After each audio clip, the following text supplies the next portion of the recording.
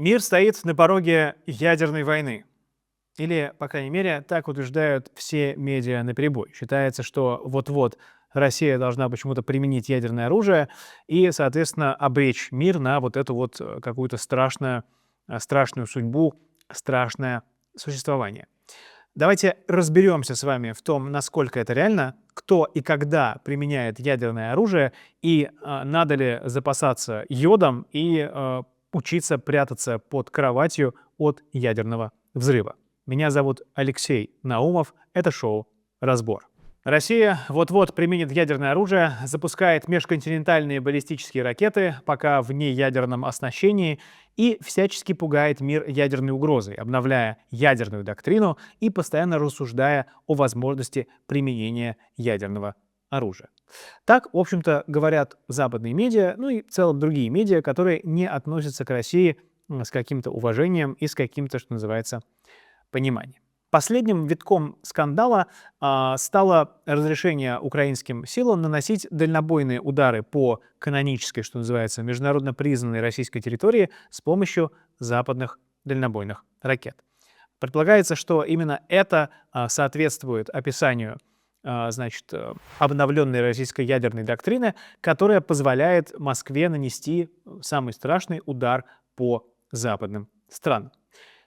Казалось бы, действительно, если мы с вами посмотрим на обновленную российскую ядерную доктрину, сначала представленную, а потом подписанную российским президентом, там, правда, говорится, что если страна нападает на Россию, при этом эта страна не обладает ядерным оружием, но ее поддерживают страны-члены ядерного клуба, тогда Россия имеет право на максимально жесткий ответ.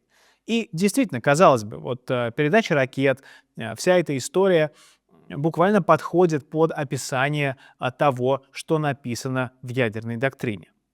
Почему же я считаю, что нет никакой причины опасаться ядерной войны и продолжать обвинять Россию в готовности это самое ядерное оружие применить? Дело в том, что если посмотреть на ситуацию, которая сегодня происходит на полях сражений российско-украинского конфликта, Россия обладает подавляющим преимуществом. Россия испытывает гораздо меньше проблем с личным составом, с вооружением. Российская армия наступает по всей линии фронта.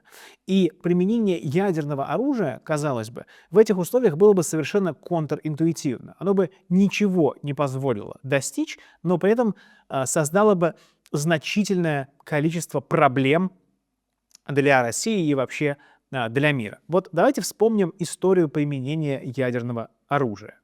Вообще всегда ядерное оружие считалось таким вот последним доводом, вот таким вот средством, которое вы применяете, когда больше никаких средств не осталось, да, буквально последний довод королей.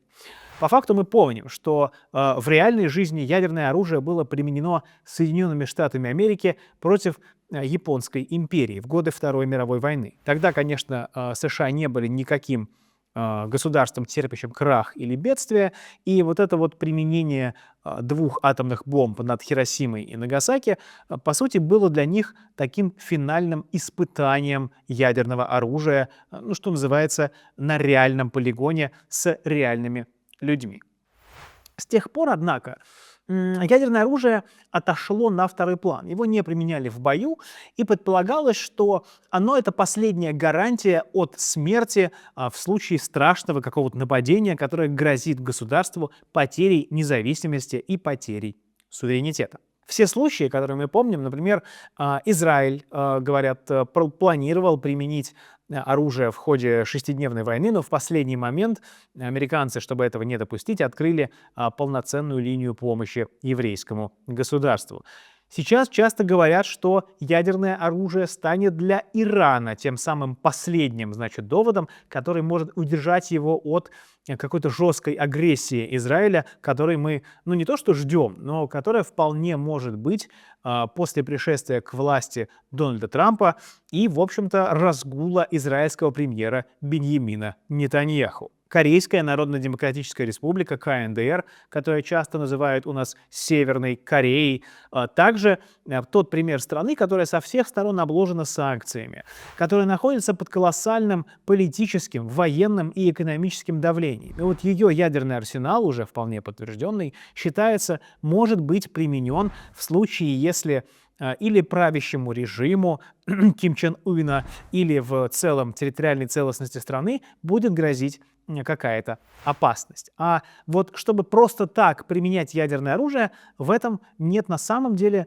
никакого смысла. Понимаете? Очень часто мы слышим, что и российское руководство совершенно как-то нелогично, совершенно как-то ведет себя непонятно, и что Россия вообще всегда вела себя странно. Но любое оружие, в том числе ядерное, имеет какую-то логику применения. От его применения вы должны чего-то получить. Сегодня, повторюсь, ситуация этому совершенно не способствует. Российские войска находятся в наиболее выгодном положении сейчас. Каждый последующий день улучшает позиции Российской Федерации на любых переговорах, которые могут быть в будущем. И в этом плане сейчас, когда все выглядит довольно оптимистично, применять ядерное оружие, честно говоря, звучит как очередное такое изобретение западных медиа, которые должны были, изобразить Россию в максимально плохом виде.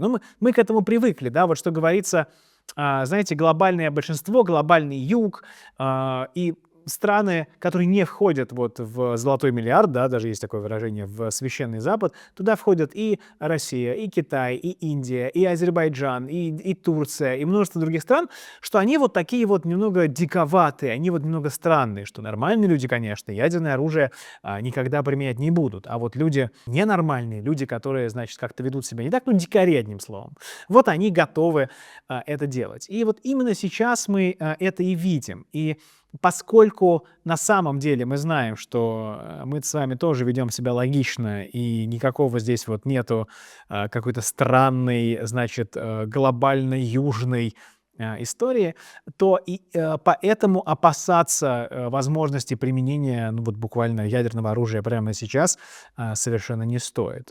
Кроме того, сейчас все понимают, что мир находится в некоем таком времени, да, то есть все ожидают прихода к власти Дональда Трампа в январе 2025 года, и понятно, что этот приход многое что изменит.